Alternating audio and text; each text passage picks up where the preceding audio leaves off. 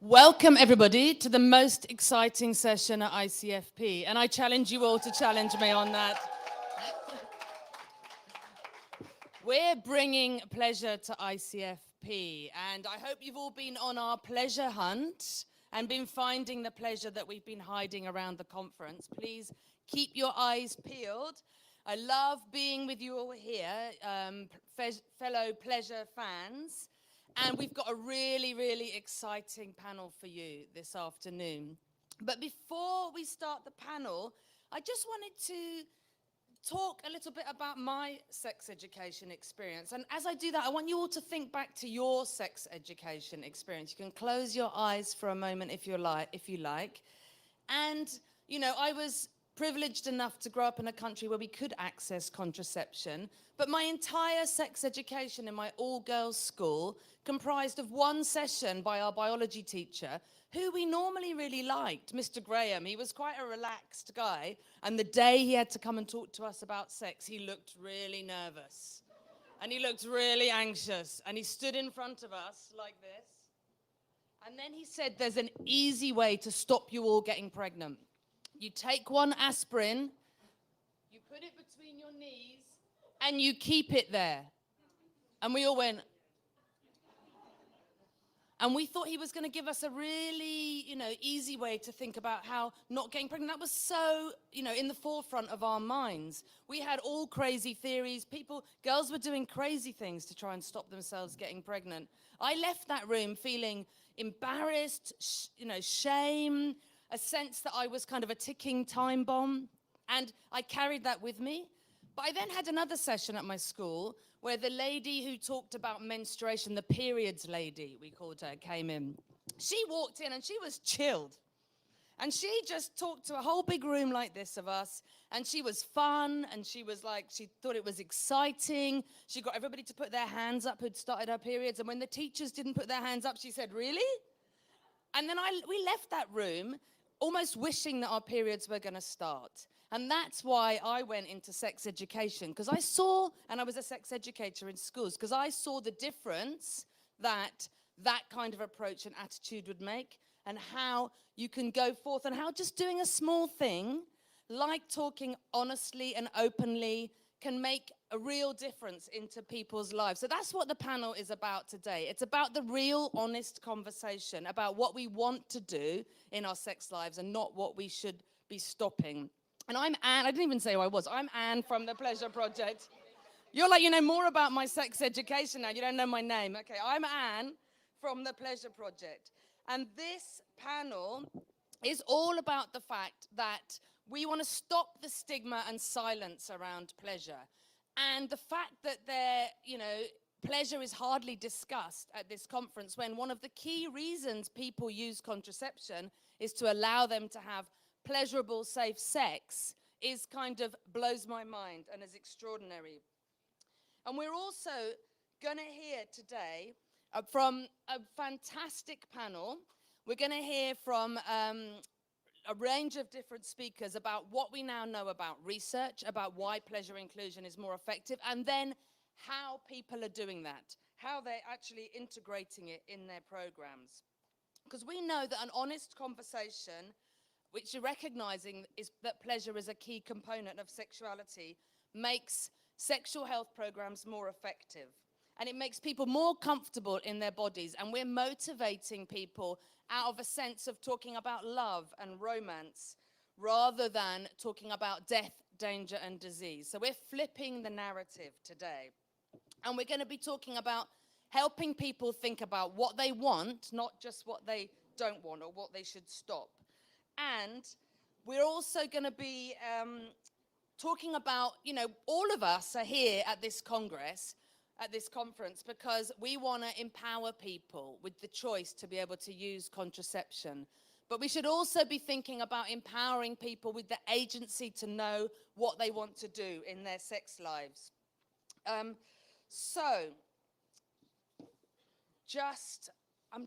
That's it. Coming on to the next slide. This is an analysis we did of what we're really discussing at ICFP.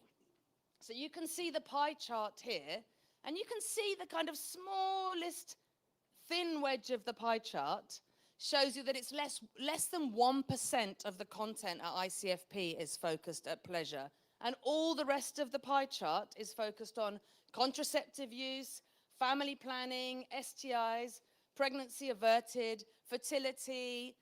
Whereas, let me just sit for a moment, all of you, and think, how many times in your lives have you had sex to reproduce as a human being? Some of you may never. Some of you, it might be, more than, like under 10, more than 10. But really, the fact that we're at a conference which is called the Family Planning Conference, when really what we're all here doing is because we know that contraception is such a tool of empowerment. It's such a tool of agency. It's also such a tool to particularly help people with uteruses be able to fundamentally flip the whole reasons that they have sex, or the relaxedness or the pleasure with which they can have sex. But this is still the state of the content at this conference. So it's quite simple, really. It's about the fact that our community has stigmatized and silenced the pleasurable sex and discussion of pleasure. We've also got obsessed with bad sex. We've got obsessed with the negative consequences of sex. And we need to be really lifting our eyes and thinking about, which is what we're going to do on the panel today, what goals we really want to achieve. What really are our empowerment goals, our feminist goals, and how do we get there? And that's what the panel are going to be talking about. We really want to stop that feeling, like the feeling that I had when I left that sex education session, which many of you may also have had, of just leaving feeling a shame and a sense of absolute fear about my sex life or my potential future sex life, and actually be able to think that that's something that people can think about their most pleasurable sexual experiences.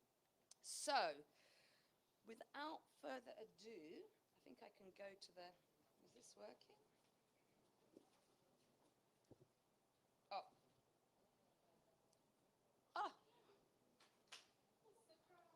Surprise.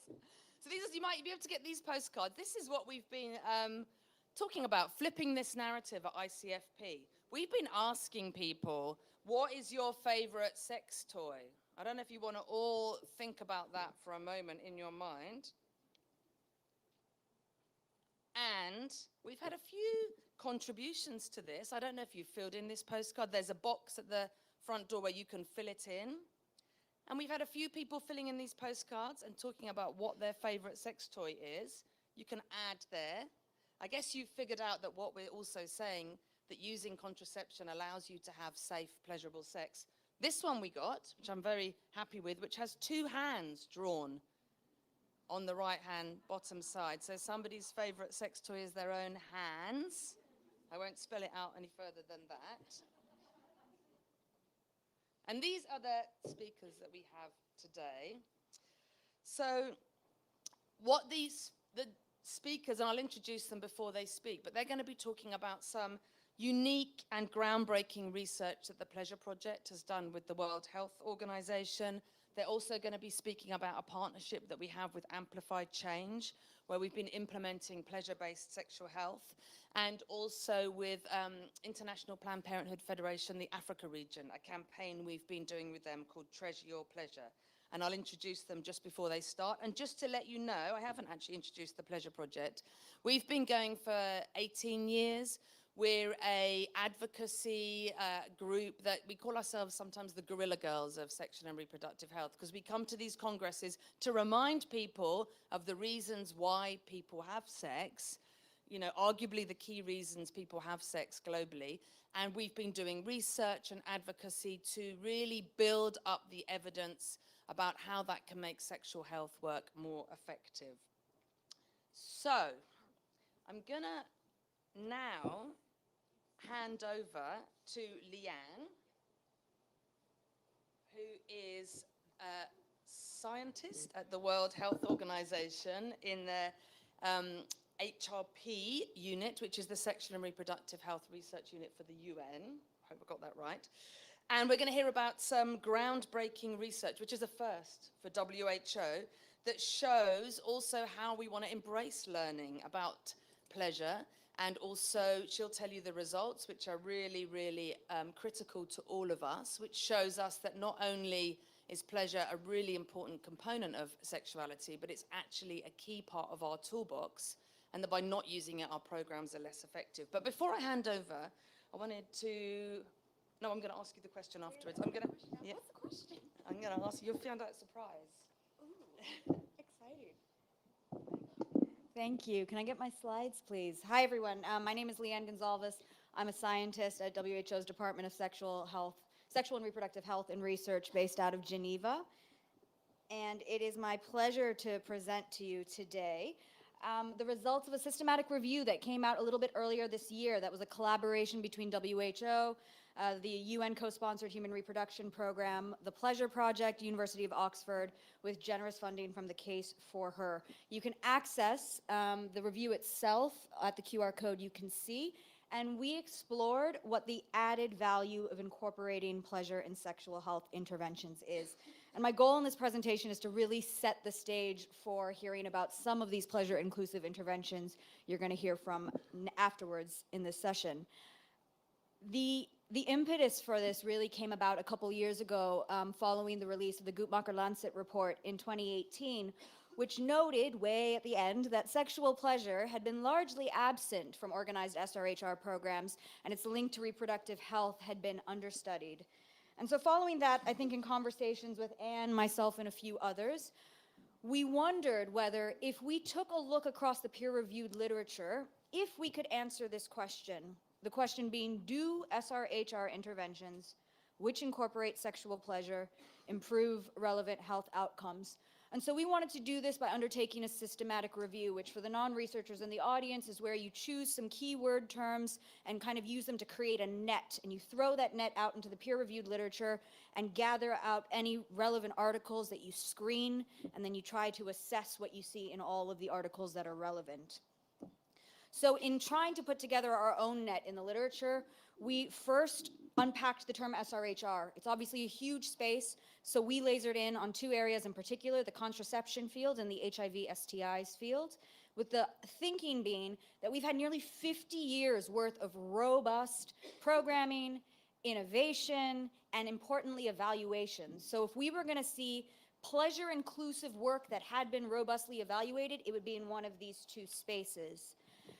For sexual pleasure, we thought that we would be very inclusive in what we were looking for. So we screened, we didn't use this as part of our search strategy, but we manually screened articles looking for any reference that an intervention had been designed to include pleasure, eroticization, satisfaction, etc.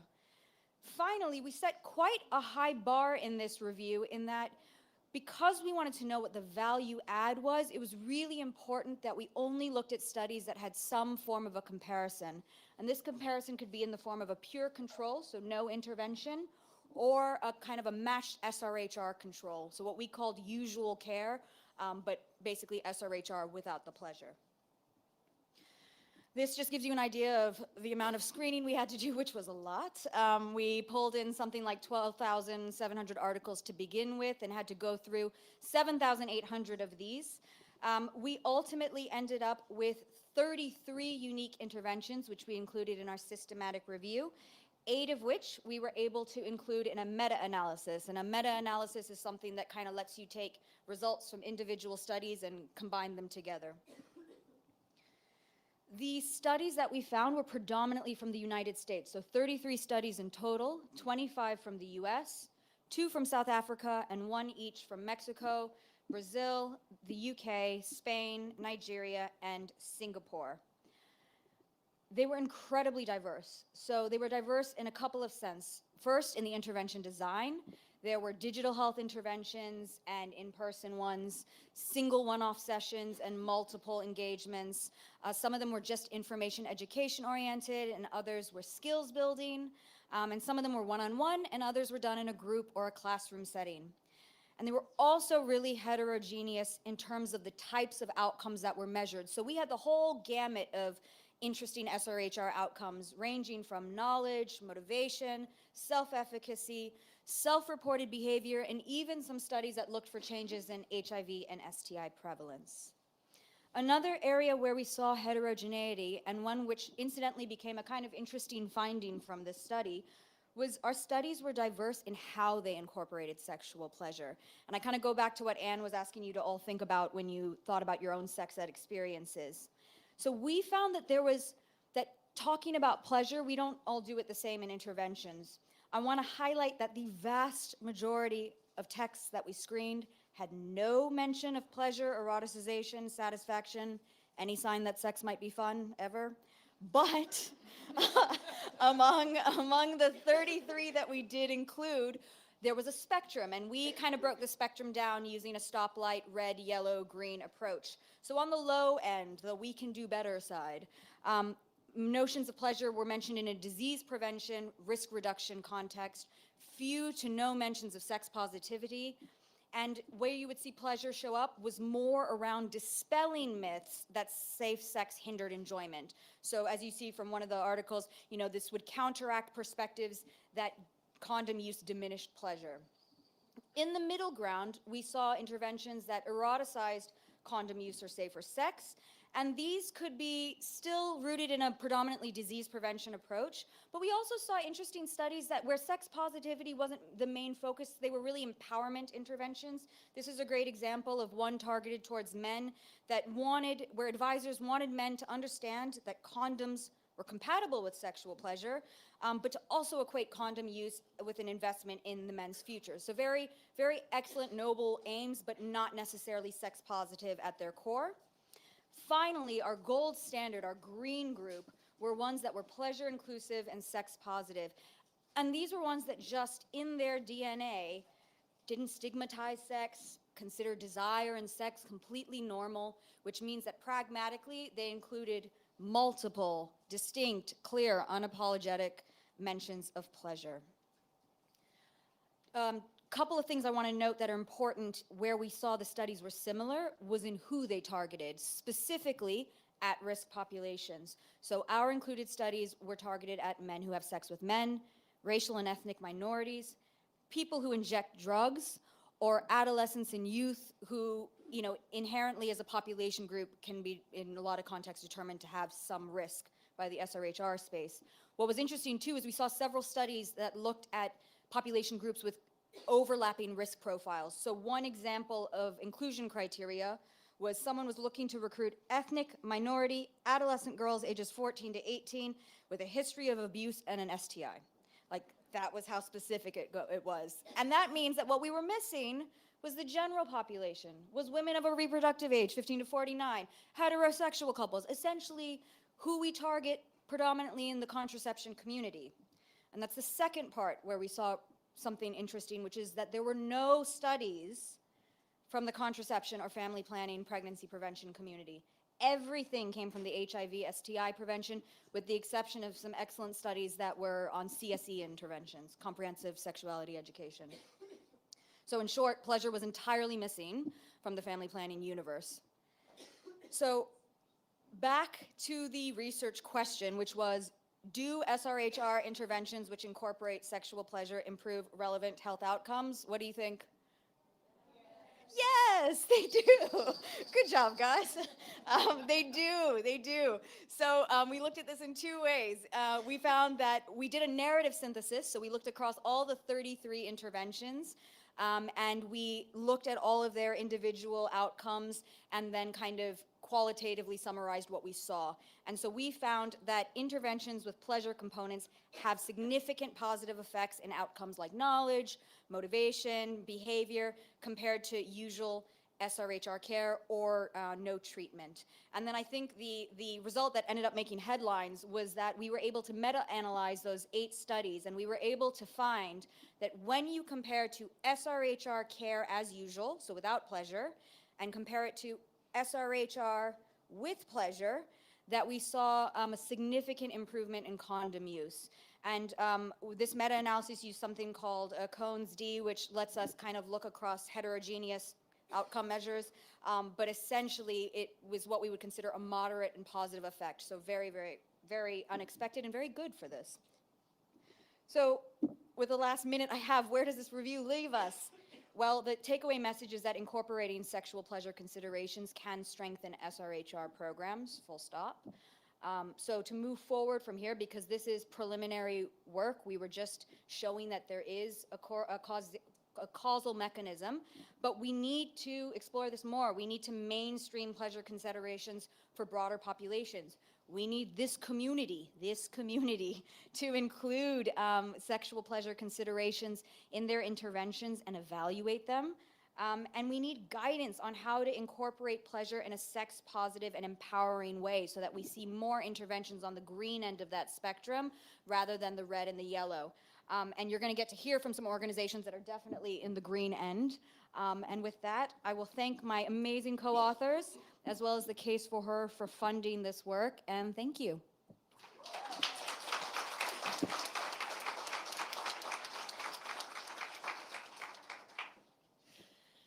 Thanks, Leanne. So I was just going to ask you a question, just as you're sitting down, which is, how did you feel when you saw the results? Did it give you pleasure? It did give me so much pleasure.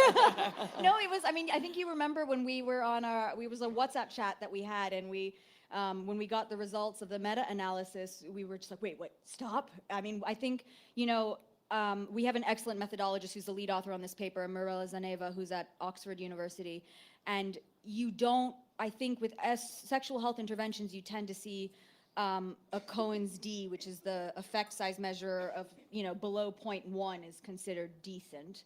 And so the fact that we saw something that was this pronounced and it was significant positive effect was just really surprising. Yeah, and really high up there in terms of effect sizes. So you heard it here, people, that this, and it's kind of, I know it's strange to think that we all work in the world of sex and sexual health and we haven't been talking about pleasure. So that in itself is kind of strange.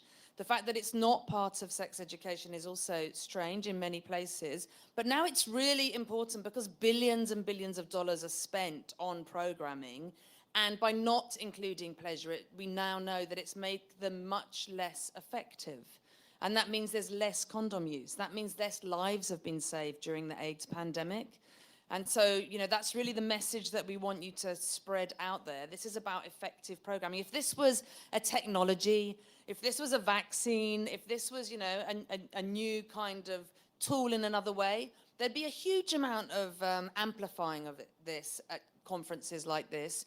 But because it's pleasure, it's still, within our world, this is still stigmatized and silenced, but it's a very effective part of the toolbox, and it's not expensive, it's not complicated, it's about flipping the narrative, and the people who are going to speak next are going to talk exactly about doing that. And just as Leanne said, we got a huge amount of media interest for this. There was like over 50 global media stories. You can find them on the Pleasure Project's website, and we had an article in the New York Times yesterday which also talked about this research.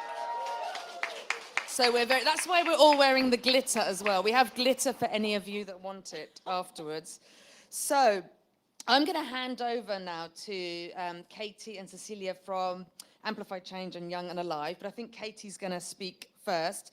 So Amplify Change and partners, and Katie will speak more about them, have shown us that we also need to think universal because the pleasure is available to all of us if we choose to exercise it, but we also need to be flexible to the different contexts, cultures, and lived experiences and life choices. So Katie is up next.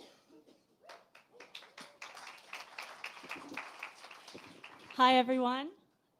So happy to be here and being able to talk about this incredible work that we've been supporting. So perhaps just to give a brief overview of who we are, Amplify Change funds civil society advocacy for sexual and reproductive health and rights, supporting stronger, more inclusive movements for change at the local level across sub-Saharan Africa and South Asia. So we have 5 areas of focus that we work in. That's addressing gender-based violence, including FGMC and sexual violence, safe abortion choices, eliminating stigma and discrimination, particularly for LGBTI groups, improving youth access and SRHR information, including through comprehensive sexuality education, and improving access for the most marginalized and vulnerable populations, including people with disabilities. And I think we all know across all of those themes and across all of SRHR is that SRHR as a field is can be incredibly medicalized. And so Amplify Change recognizes that pleasure is a key tool to changing social norms around SRHR, as well as improving understanding and implementation of SRHR projects and programs. And so just as an aside, we are proud endorsers of the pleasure principles, which you'll hear about later. And we include pleasure as an area of interest across our core thematics in funding rounds. So we encourage organizations who want to work on pleasure to apply to us for funding, because it's something that we are very interested in. Now, there we go. So a year ago, we partnered with the Pleasure Project with generous support from the Case for Her to pilot a pleasure grants initiative. So current Amplify Change grantee partners were invited to apply for a small top-up grants to complement their existing Amplify Change funding to integrate pleasure into their work. So this funding was accompanied by technical support in the form of one-to-one support, webinars and discussion groups that were led by the Pleasure Project, and also developed a community of practice for the participating organizations to share their experiences and learnings. So from 61 eligible organizations that were invited to apply, we had 16 applications and 8 organizations were selected. So as you can see, they covered diverse geographies and a wide range of SRHR issues and communities that they worked in and with. So unfortunately, I'm not able to go into immense detail about each of them, but just to kind of give a flavor of the type of broad range of work that we saw.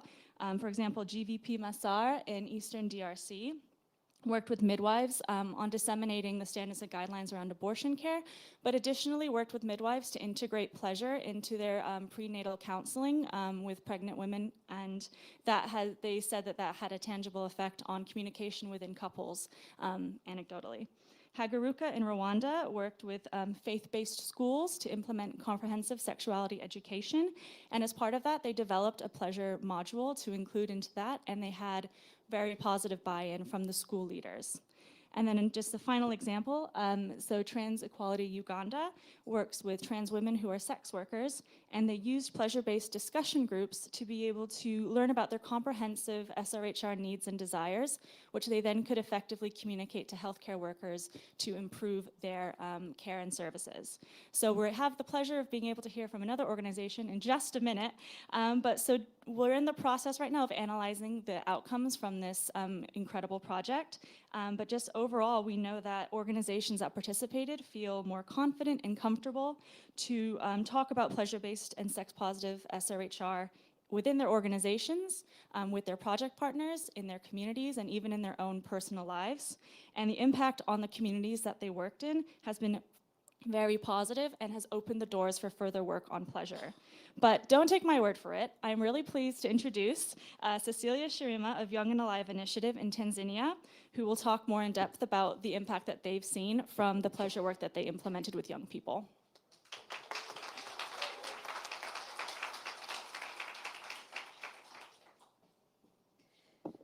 Thank you, Kate. My name is Cecilia Shirima, as she mentioned. Actually, I love sex. I know everyone loves sex. I'm going to talk about our work of pleasure. In Swahili, we call it raha. Can you say it all? Raha. Raha. I work with Young and Alive Initiative. You'll ask yourself, what is Young and Alive Initiative? It's a youth-led organization and non-profit organization based in Tanzania. We build on young people investing on their talents, their skills, and innovation, arts and information, and technology to advocate on sexual reproductive health, rights, and justice. Our area is sexual reproductive health, rights, and justice, gender, youth engagement, and economic empowerment. Through our program of Amplify Change, we build on skills and knowledge of capacity building to 15 young people, and on service delivery, advocacy, and social entrepreneurship. And what we come out through just by the whole project, I will talk about pleasure later, but we get young people come out with initiative, and example of those initiative was Condom Kononi is the app of condom supply, but they focus on fancy condom because we talk with them about pleasure. And also another initiative was Pride in Motion. This was a group of young LGBTQ group that talk about empowerment on sexual pleasure. Coming on our work on sexual pleasure, you'll ask yourself why Young and Alive come and implementing this.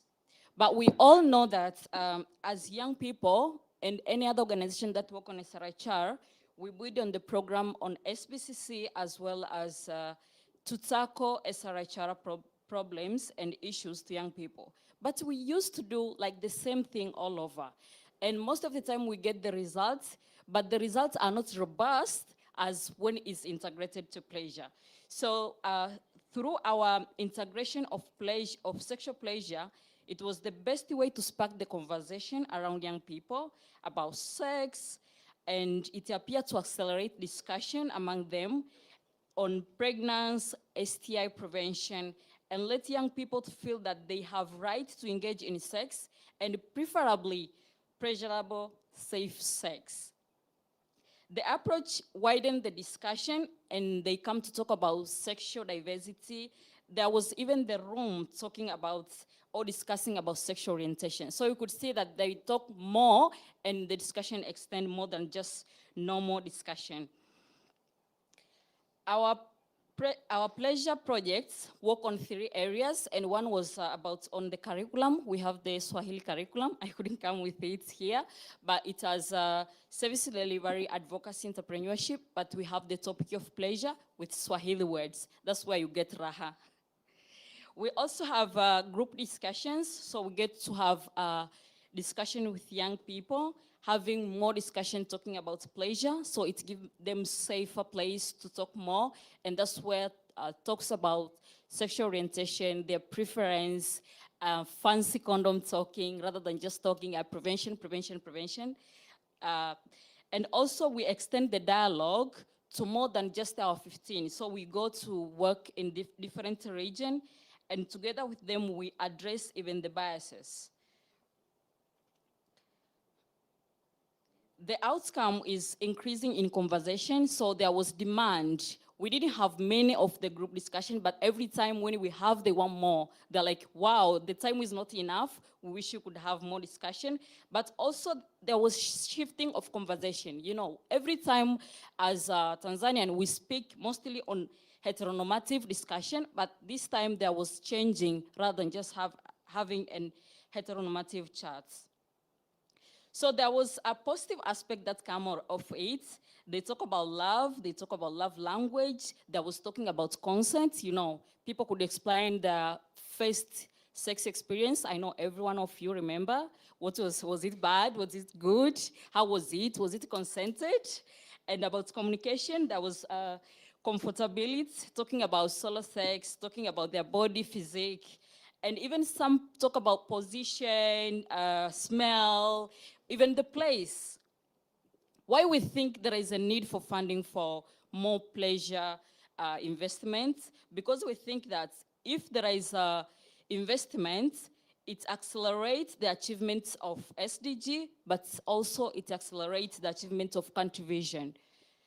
Also, building on stronger sustainable Sarachara movements, we know we have the movements in the countries, but actually what is the movement without beneficiaries? And the beneficiaries are the young people. The integration of pleasure-based approach in the strategies, it achieved the best results in the programs. So you have to try it in your program, and trust me, you will see the results. And Young and Alive initiative, we're having our new SV 2030 is our strategic vision 2030, which actually we incorporate sexual pleasure within it. But also developing the messages to disrupt heteronormative sexual scripts, language, and more research. Integrating fun, pleasure-based information. Like there was this time we made the video. The video was about dentodem, to use the normal condom to make the dentodem. You know, people don't usually talk about leaking, but actually they don't talk about prevention. So it was the time people like, wow, so there is a need for prevention when it comes to using a mouth condom. The quotes that come with it was, Young people comes with a number of quotes. I could share more, but these are example. They talk about no consent at all during sex, and that acts as a problem from partners to have mutual understanding, from them to have pleasure. Other where like we are having sex, but we don't have the proper knowledge on how we can complement them with the contraceptive method. So you could see that they talk about prevention. If we engage youth in the proper approach to stimulate the use of methods such as condom for protection and mixing it with pleasure, it will be great. And finally, I was, I was usually active when I was 15 years old. I knew nothing about sex and anything special around that area. But when I was turned 20, it was my first time to practice it. I just felt nothing as my girlfriend forced me. It was an awkward experience in my life experience. Thank you.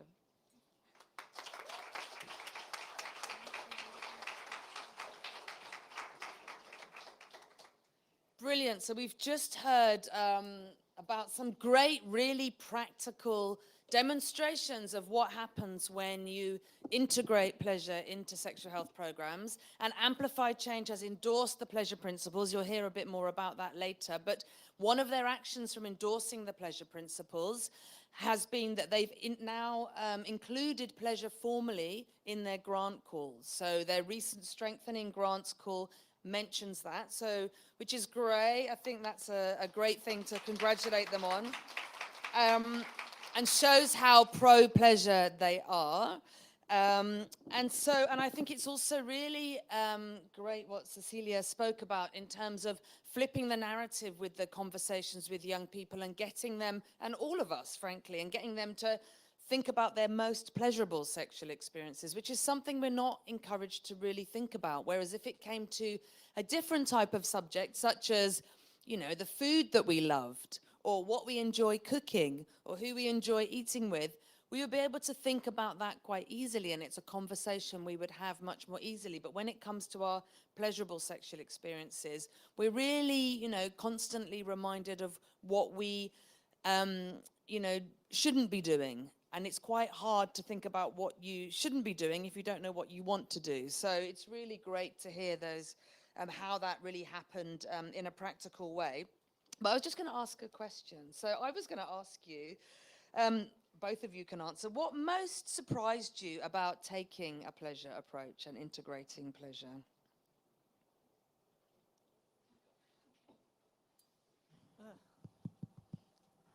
Hello. Hi. So I think what surprised us most was just how impactful and effective a pleasure-based approach to SRHR can be in such a wide range of contexts and a wide range of communities.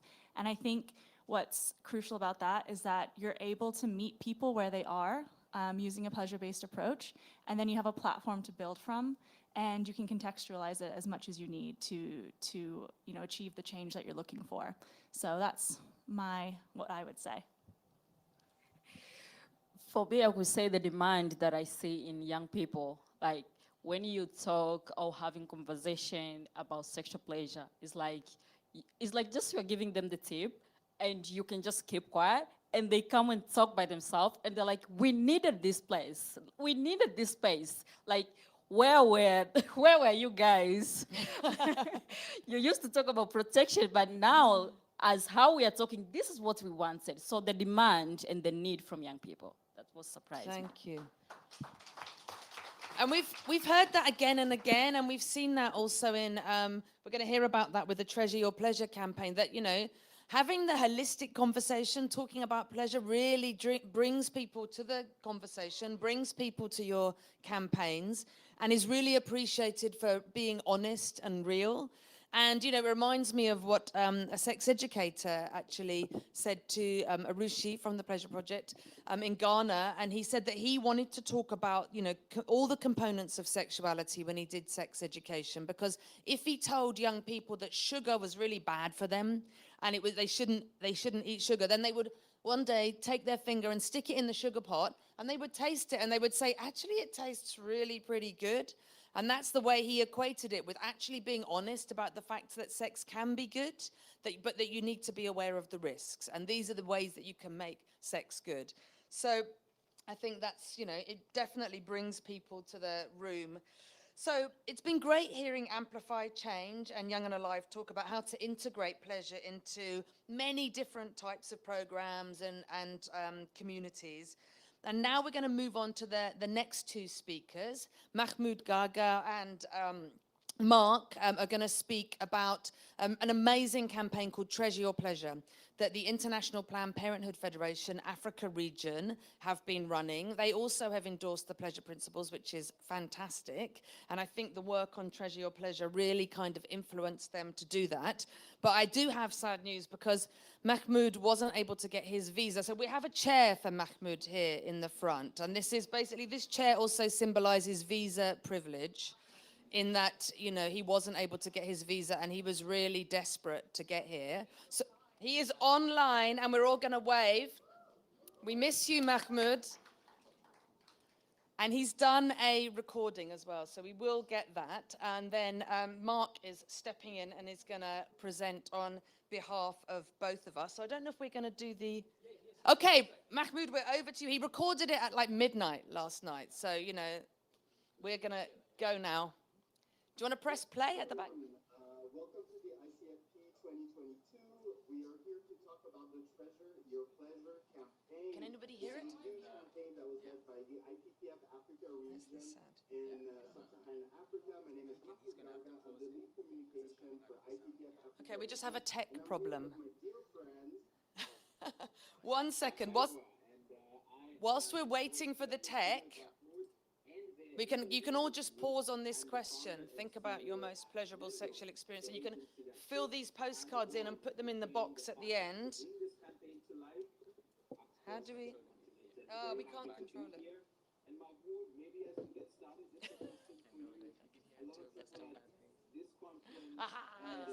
Thank you. Should we donate? Should we give? And Start yet, from the beginning. we're starting to see Africa become a net exporter of culture, of music, and now of a campaign and insights around safe sex That and man is pleasure. in Why don't you control at tell the us a back. bit more? We are so excited. Here we go. Hello, right. everyone. Start again, everybody. ICFP 2022. We are here to talk about the Treasure Your Pleasure campaign, which is a huge campaign that was led by the IPPF Africa region in sub-Saharan Africa. My name is Mahmoud Garga. I'm the lead communication for IPPF Africa region, and I'm here with my dear friend, Mark Kaigwa, and I am both here on this video with Mahmoud and there in the room with you. I'm the founder and CEO at Nendo, the agency that pitched and won and became the partner to bring this campaign to life across the continent, and very happy to be here. And Mahmoud, maybe as we get started, just a question for you. A lot of people at this conference, and when they look at Africa, they think, what does Africa need? Should we subsidize? Should we donate? Should we give? And yet, we're starting to see Africa become a net exporter of culture, of music, and now of a campaign and insights around safe sex and pleasure. Why don't you tell us a bit more? we're so excited about that. And you're absolutely right, Mark. I mean, it's time for us Africans to kind of like step up and be on the forefront. And this is something that we've tried to do with communication around SRHR. And basically what we try to do is to shift the narrative, you know, because let's be honest, everybody, I mean, when mostly young people, when they have sex, it's really not for reproductive reasons. It's really for pleasure. That's the main reason why you want to have sex. So we want young people to understand the spectrum, you know, of pleasure and how it can lead to a better understanding of their own needs and wants. And we hope to some safer sex and a healthier sex life. Because when you think about it, the narrative has always been around, you know, fear, STIs, morbidity, unwanted pregnancies. This is how we were taught when we were back in school about, you know, SRHR, sexual and reproductive health and rights. And we thought that why continue talking in that sense, in that way? We can do something different that is way more sex positive, that is based on human rights messages. And it actually was a success. And I'm really happy about that. Can you tell us a little bit, Mark, how we kind of tried to shift this narrative? Absolutely. I think one of the things we were going for was to try to state manifesto, a view of the future that Yes. everybody can buy into, can warm up to. And I think, Mahmoud, we made this video and we're here at the invitation and co-hosted by the Pleasure Project, and had the great help of them and their team to make sure that we hit some certain notes and then anchor many other parts of the campaign around some of the ideas in the video. I love the shout out to the Pleasure Project. This could have not been possible without them. How about we just go ahead and show that video, that manifesto video? Go for it. SEX. It's natural. So why not make the experience worthwhile? After all, good sex is a flex. Male, female, neither or both. Everyone who wants it deserves sexual satisfaction that's built on fun, respect, and mutual fulfillment. No means no, but yes means oh yes. Being on the same page will have you and your partners savoring the moment at every sexy stage. Maximum enjoyment is the name of the sex game. Explore your safety options and put them to work before you get to work. Remember, the joy is in the journey. Intimacy looks different to different people, and that's okay. And if you need time getting there, that's okay too. Treasure your pleasure. The power of healthy sex is in your hands.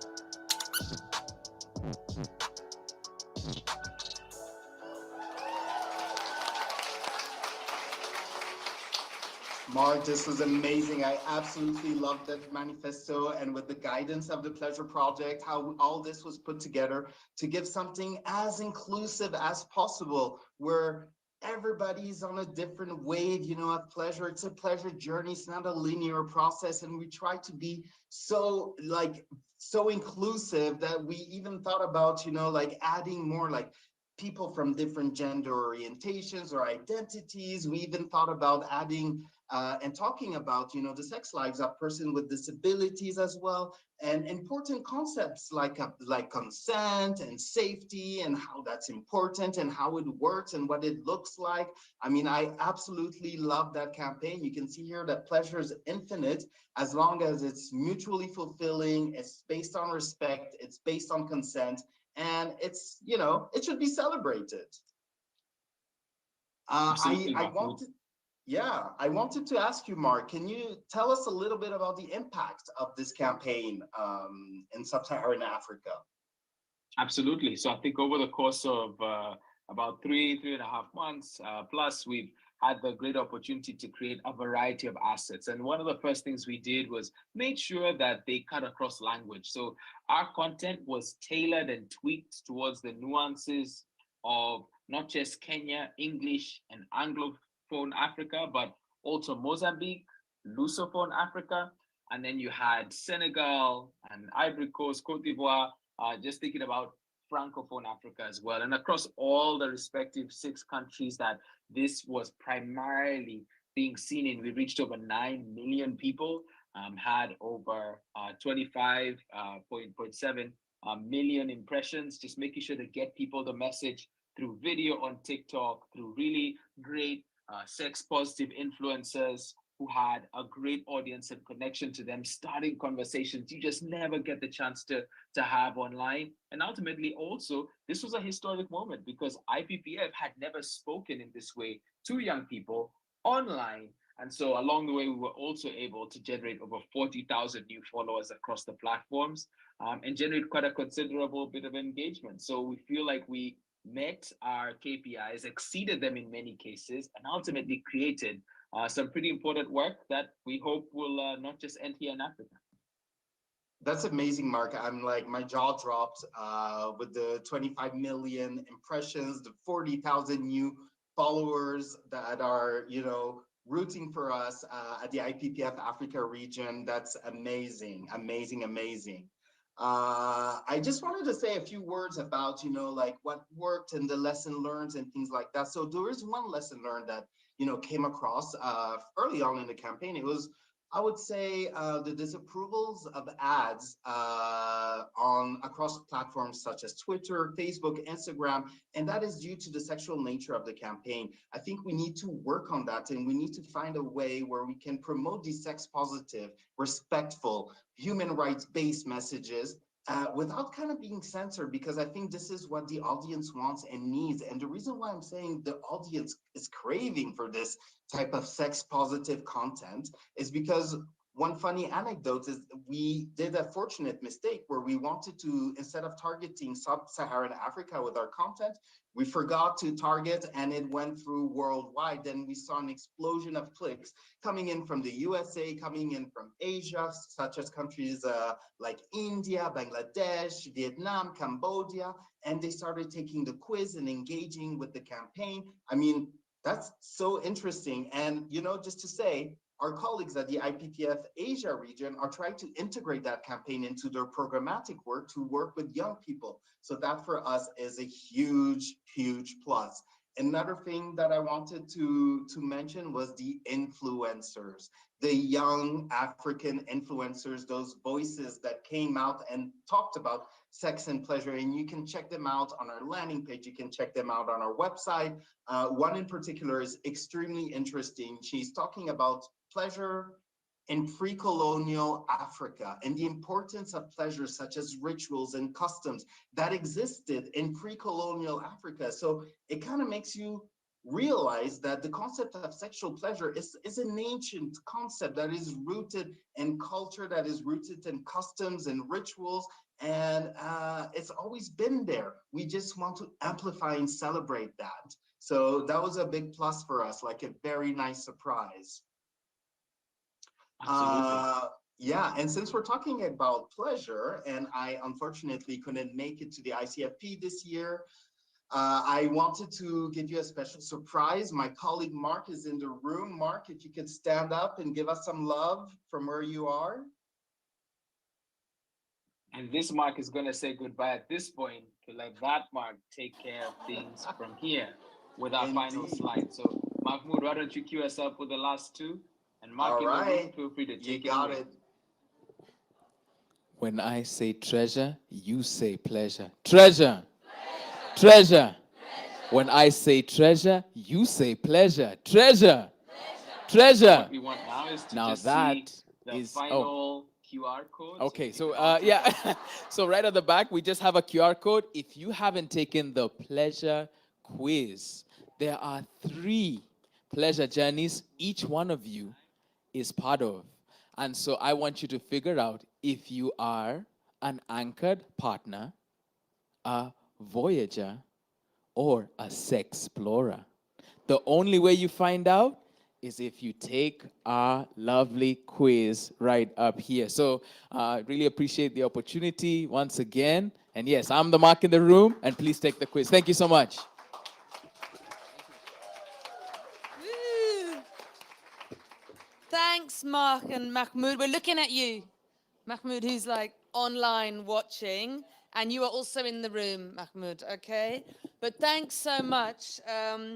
You know, we've really heard from the trailblazers in IPPF, the Africa region, about how to talk sexy, how that really brought people to their social media platforms, and we're now also looking at how that translated into them going to, young people going to clinics. And there's some promising results there in terms of actually health-seeking behaviors as well. And so I just wanted to ask, I'm going to ask Mark a question, which is, this is a whole new approach for IPPF, who's the world's largest provider of sexual and reproductive health services. I believe it's over 200 million unique services a year. So how did you feel when you got the call and you got the contract to lead this whole pleasure initiative? Like, did you feel pleasure, fear? No, I think it was awesome, and I know Mahmoud can't be here with us and is watching, but one of the biggest things for us, if you look around the room and the roster of people who are here, so comms agencies can be seen as vendors or suppliers or really the last mile, But what I love about the approach that Mahmoud led with and IPPF came with is they very much partnered with us. They allowed us the creative oversight and control to tweak things in French or Portuguese or English. And so even the phrase treasure your pleasure came out of a brainstorm. And that brainstorm for us, they were quick to approve and help get the whole campaign going. So really felt a sense of pleasure, cooperation, and partnership. Brilliant. And I was also just going to ask that, considering you worked on this campaign all the way across sub-Saharan Africa, it'd be really interesting to get your reflection on which content resonated in different countries. You did it in 3 languages, it was across the whole continent. That's right. So we focused on 6 key countries, but within that were Francophone or the French-speaking countries. And so it was a real pleasant surprise, or I guess an intriguing aspect for us, that they seem to resonate with some of the more sexual-based content. So there's this idea where I see your content, it resonates with me, but I don't exactly want to let my friends know that I'm consuming it. So that's something we had to start to factor in, much less what you heard earlier from Mahmoud, that Facebook and Twitter had some restrictions on what we could and couldn't say.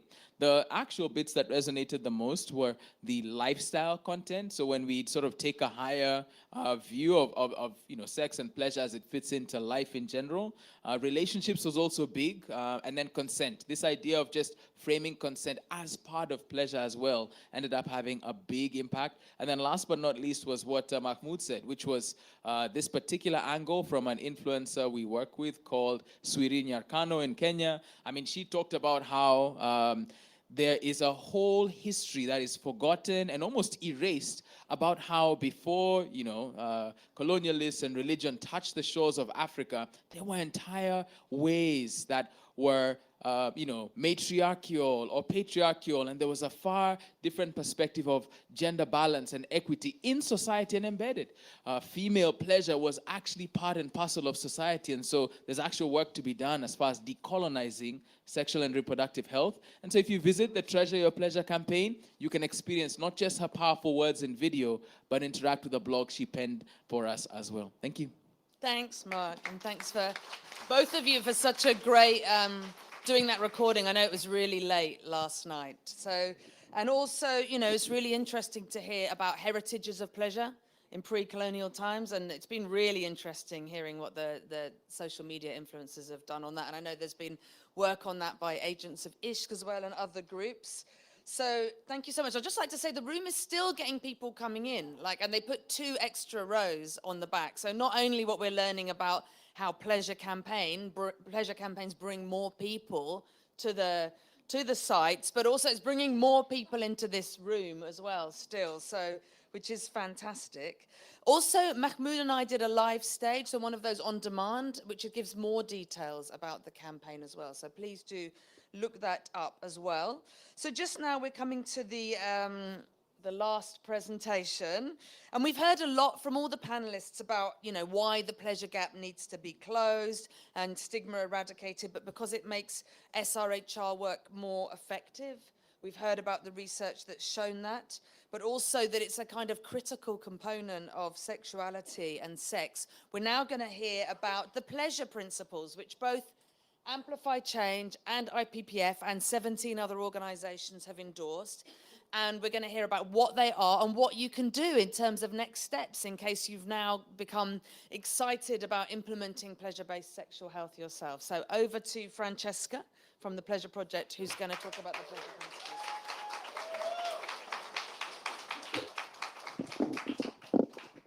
Thank you, Anne. Tough acts to follow. Can't believe you made me speak after them. Anyway, so just full disclosure, we'd actually planned to be a little bit more interactive, especially for the people at home, but unfortunately the Slido did not work, so apologies about that. So to really take the attention and the pressure off me, I'm just going to show you a video which we actually developed in collaboration again with Nendo, which clearly is the pleasure agency currently in Kenya, which will explain to you exactly how we came to the pleasure principles and what they are.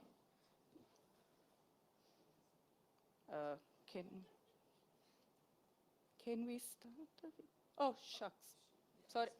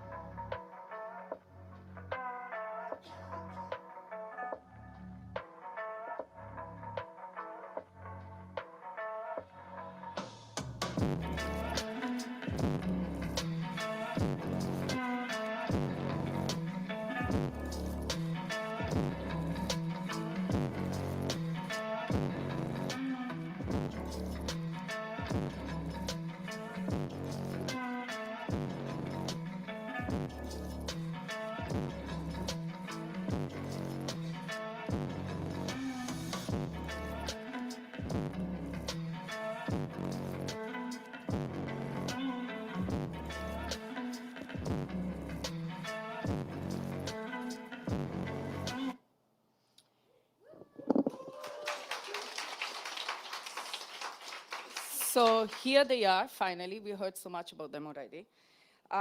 They are really a practical and fun companion to guide us in our work on pleasure-based sexual health. We developed them over a period of 9 months last year, during actually the lockdown worked pretty well for us. And we consulted as many organizations and different groups as we could to really understand where we needed them, and if actually there was a felt need for them, what the pleasure principle should look like. I must say that the pleasure principle came as a natural progression not only of the systematic review, but also of the work that the World Association for Sexual Health has been doing on the pleasure declaration and the technical document. So last year in November, when the pleasure declaration was finally approved by WAS, along with the technical document, the third technical tool that was promoted were the pleasure principles. So what do we hope to do with the pleasure principles is really to provide aspiration, and definitely not a checklist or a way to judge our work, but really a friend that can support us through our journey.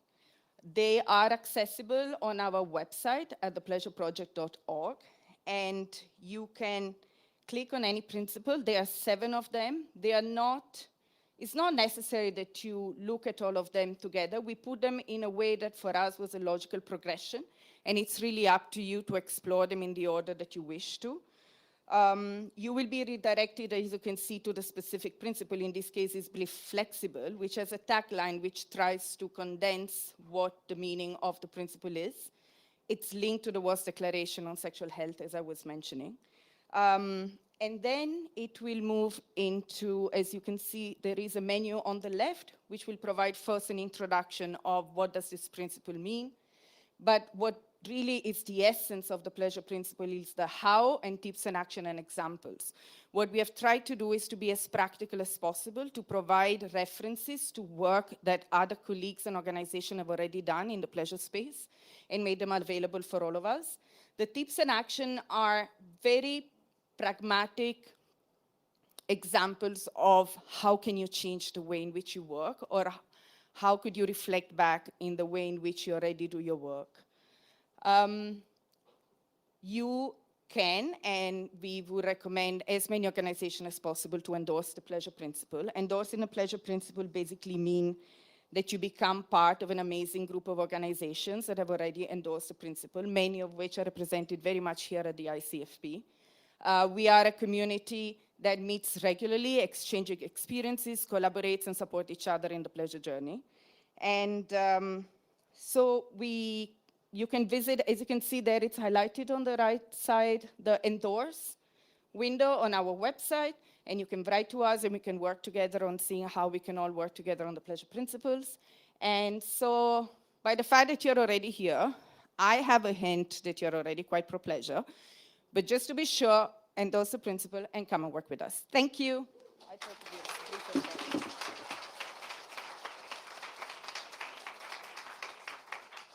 Thank you, Francesca. And as Francesca said, please just look for the pleasure principles on our website. Also, the research that we did with WHO is there. There's links to all the organizations that have endorsed the pleasure principles, such as Amplify Change. So please just go onto our website. And we're sorry that the Slido hasn't worked. We were going to find out about where you had found pleasure this week at ICFP. But some people have been doing the pleasure hunt and have been tweeting or whatever, or putting on Instagram under the hashtag #WeAreProPleasure. So please do that. Look around for pleasure at ICFP. So we're going to have a little bit of time for questions now. But just to say that, before we do that, thanks to the speakers. It's been, great to have this range of presentations on the research and on the practical implementation. All the presenters are pro-pleasure. So we're going to have a bit of time. If anybody's got a question or a query, that maybe they can come up to the microphones in the middle. You may have done your quiz from Treasure Your Pleasure, and you may want to share the results of your quiz. And all of the journeys on Treasure Your Pleasure is the right journey, just saying. There's no wrong answers in Treasure Your Pleasure. But if anybody has got a burning question, or even not a burning question, a question they've got, I can't see anybody coming up to the... we've got a hand over there. Do you want to go to the mic in the middle? That would be great. And then say who the question or the comment is for. Hi, I just had a question to you all at the Pleasure Project. I saw that for a lot of things you were measuring the sexual health outcomes. So does pleasure impact the sexual health outcomes? I was wondering if you also thought of seeing does pleasure impact the mental health outcomes of sexual experiences, and why did you choose sexual health outcomes and maybe not mental health outcomes? So yeah, that was my question. Thank you. Great question. Add on this. So with the systematic review, you just need to choose quite a specific question. It'd be wonderful if somebody wanted to do a systematic review on the pleasure inclusion and what impact that has on mental health. But we chose specifically because we were working with Leanne and colleagues, and because it hadn't been done, we chose sexual and reproductive health outcomes. But do you want to add something to that, Leanne? I think you saw how many already different outcomes there were, ranging from your knowledge and self-efficacy, motivation, and all that was related to the most, what we would call the most proximal outcomes, the ones closest to what the intervention would be. I think it's a brilliant area of research, but as you saw here, across all of the literature, there was so few interventions to begin with that I imagine there's probably even fewer that have looked at pleasure-inclusive interventions and assessed mental health outcomes in a rigorous manner. But I think it's a great area for future research. So good point. And then also, I know this is a discussion that we've had with Amplify Change and their partners. And their Indian partner has been, or the working with the National Federation of Sex Workers to explore how pleasure-inclusive interventions had a positive impact on mental health. But I don't know if you want to say something on that, Katie.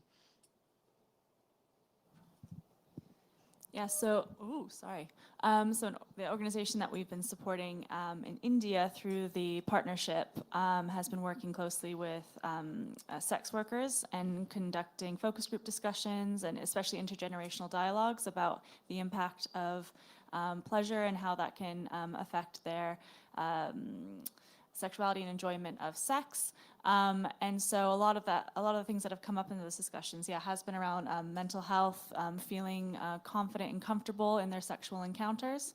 And as you mentioned, they've come up with sort of a 3 Ps approach that they're going to be taking forward. I hope I don't mess it up. It's pleasure, profits, and a 3rd P, which I can't remember at the moment, but essentially, trying to make sure that pleasure is present in all of their outreach and discussions to really improve the well-being of the sex workers that have been participating. Well, I remember I first realized I was onto something with this flipping the narrative about 20 years ago, working with sex workers in Sri Lanka, who then started charging more when we were talking about how to use the internal condom and talk about it as a sex toy. And if anybody wants to see that demo, you can come afterwards and we can do that. But the sex workers said they charged more for sex because they were able to talk about the internal condom as a sex toy. So I think that's maybe where that piece of it comes in. I don't know if there's anybody else who has a question. Aha. Do you want to come to the microphone, Mitchell? 2 more questions. That might be. Okay. Oh, fancy meeting you here. Oh yeah. Let's take. Yeah. Do you want to put your? Anybody else got a? We got another hand there. Okay. We'll take. If you want to start lining up behind Mitchell, and then we'll take a few questions. Then we'll do it that way. Annie, that was brilliant. I'm Mitchell Warren. I direct AVAC, and I'm one of the proud organizations that have endorsed the pleasure principles. And 2 questions, and for all of you, brilliant conversation. What took us so long as a community to get there? You know, sex and pleasure have been around as long as sex and pleasure have been around. So what took us so long? Then also, just to take it forward, amazing article in the New York Times. If you haven't seen it yesterday, you should. It's absolutely brilliant. And I think we're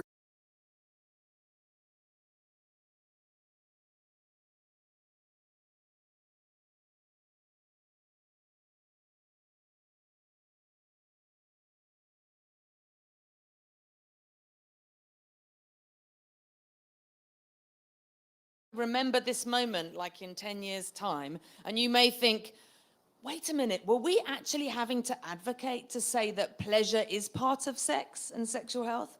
Were we actually having to do that? Like, that's what my dream is, that sometime in the future we'll be like, it's always part of sex education. But at the moment, we're advocating to have to highlight that pleasure is important when it comes to sex. So let's all just reflect on that for a moment. Let's take the next question. Hi, Anne. Sorry. I am Simone. I work for the Female Health Company, the manufacturer of the FC2 female condom.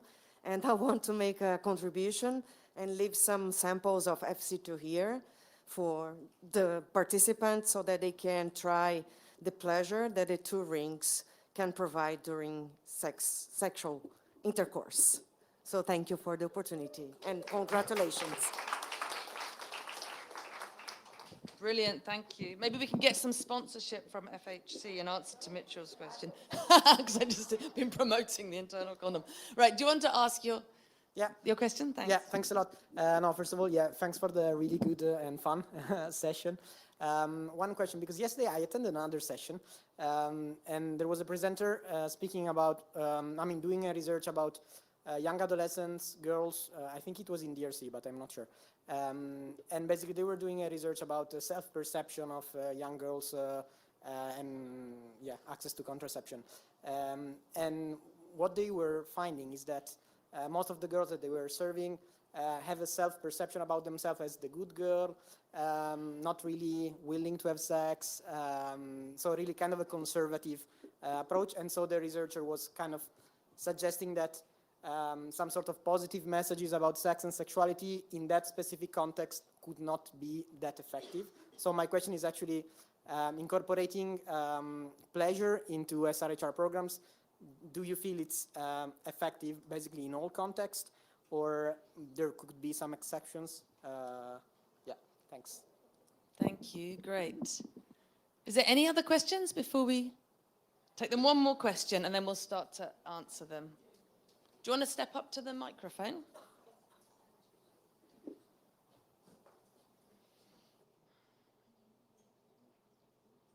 So I'm Poonam Mutreja from Population Foundation of India. And the question was asked, what took us so long to get here? So, one point that I'm sure you've all thought of is we are yet to normalize talking about sex. And so the pleasure of sex is a little further away, but today we can take a pledge to talk about them together and bring pleasure and sex always together. In fact, when we do a lot of behavior change communication, and when we went to the government and said, what do you want us from your point of view, Government of India, Ministry of Health and Family Welfare? And they said, Francesca, you will remember, they said normalize sex, normalize use of condoms, normalize. So I wish, Francesca, you had introduced the pleasure principle. Then she was with us in PFI, and we will definitely endorse it. And finally, you know, in the research, I'm wondering if you've missed out, for instance, China, if before couples get married, they have to come and register at the primary healthcare center, and they're shown a whole bunch of films, which I thought was, I was wondering, is this pornography? What is it? Because it was only sex, sex, sex. And when I asked the family planning commissioner. Sorry, do you want to get to the question? Is it about that research in China? Or? Yeah, no, they show films to normalize the pleasure of sex is what they answered. So have you missed that in your research? Okay, brilliant. So was it part of the systematic review? Okay, and maybe Leanne, you can also talk about the different contexts and like where there was a question, well, just basically is it effective, inclusion in different contexts and where the research was. I'll take the one about what took so long. Yeah, okay, thanks, Mitchell. Yeah, it's a really good question, and it's one I've pondered on quite a lot. You know, I've been at this for like 18 years, as you know, and we've been doing it at congresses as, you know, on the sidelines saying, hey, everybody, you know, what's the key reason, or what's one of the key reasons people have sex? The AIDS conferences, you know, sometimes I say if a Martian landed at the Global AIDS Conference, they might think that, you know, HIV is an airborne disease because sex, you know, is just in the margins. There have been some great examples, largely men who have sex with men and sex workers who've highlighted that there needs to be more discussion of pleasure and there needs to be more motivating and eroticizing of safer sex. You know, I've got different theories, and I think it's great that there's now a pleasure wave. It's great that this is the first time that this has been a formal track at ICFP. This is the first time, which is kind of, and that's partly because, you know, there's been a few of us, some of you in the audience, waving from the sidelines and saying this is a bit absurd that we're not talking about pleasure. I think it's partly that, you know, contraception, HIV prevention, professional trainings are very much from a biomedical background. Biomedicine focuses on the negative consequences, on death, danger, and disease. It's been great working with the World Association of Sexual Health because they have a professional, many of them have a professional background in sexology. They're better at talking about pleasure, and there's a great amount of expertise that we can link across to them. It's the first time a global normative agency have ratified a declaration on sexual pleasure, which I think is phenomenal. They were the first agency to put out the Sexual Rights Declaration, which was then taken up by IPPF and others. So I really do think we're on a roll now. I think some of it is also, you know, some of our nervousness because of our own sex education, the fact that we in this field often don't think of ourselves as sexual beings, that, you know, when you ask somebody to think about their most pleasurable sexual experience, it's like a muscle that we don't use very often because the sex education we ourselves personally had was sex negative or was shaming. So it's about all of us also learning to have those conversations and become more comfortable. And I think, you know, that's what, you know, we're all here doing now. These are what these great agencies have done, have shown how we can actually now implement pleasure-based sexual health. And there's a huge amount to learn from them. Leanne? That's on.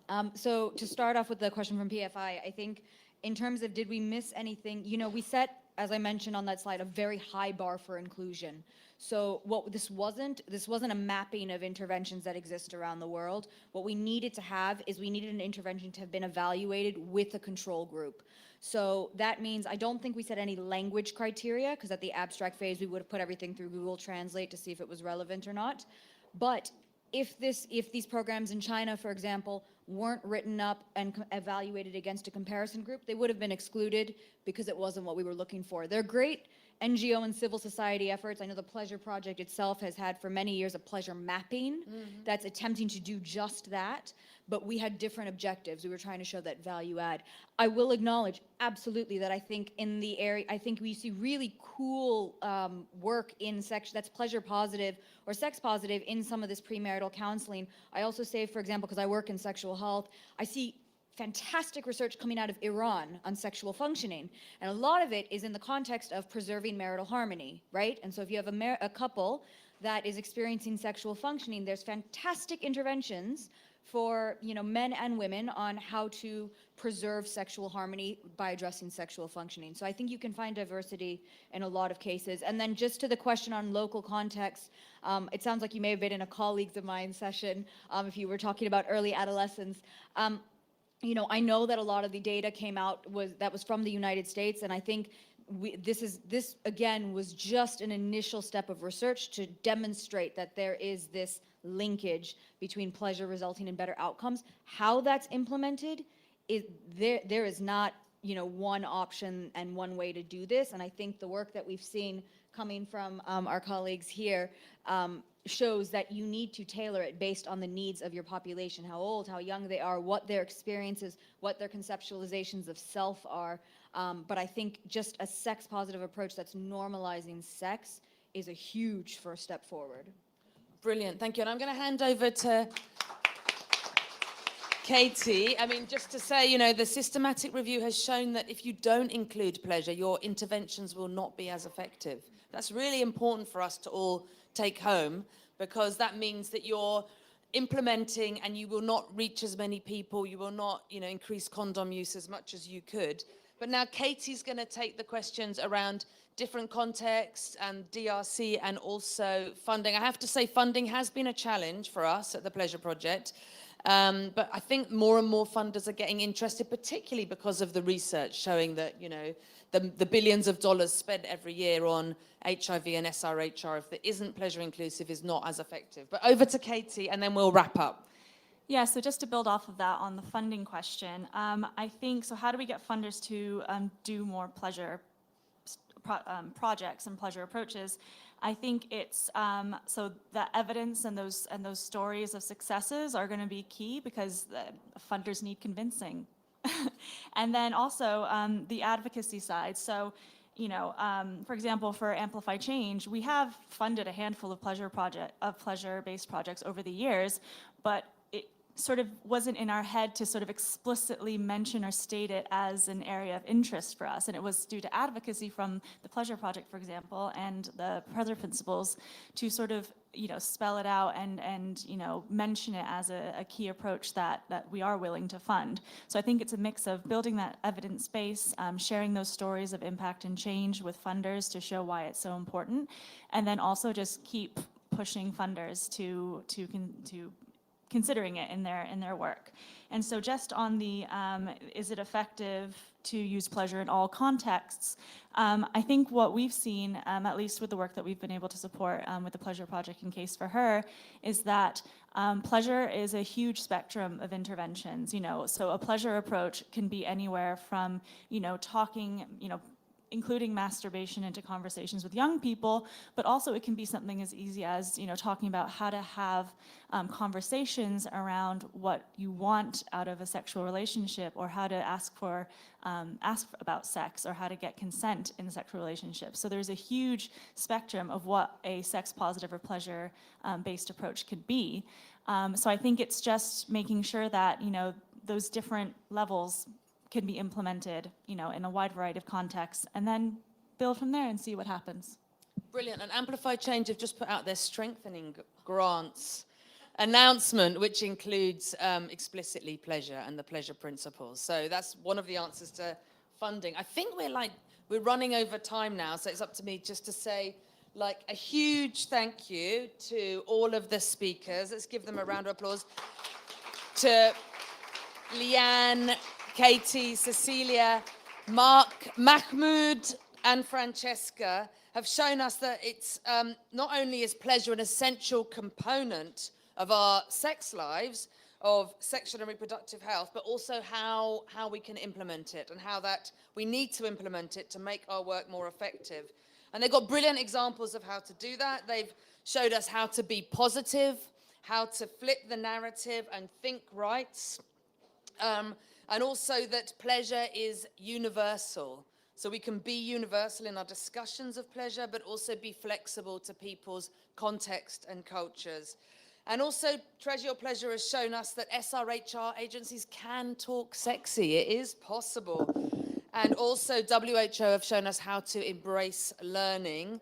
And ultimately, the pleasure wave is about loving ourselves. So loving all of ourselves here.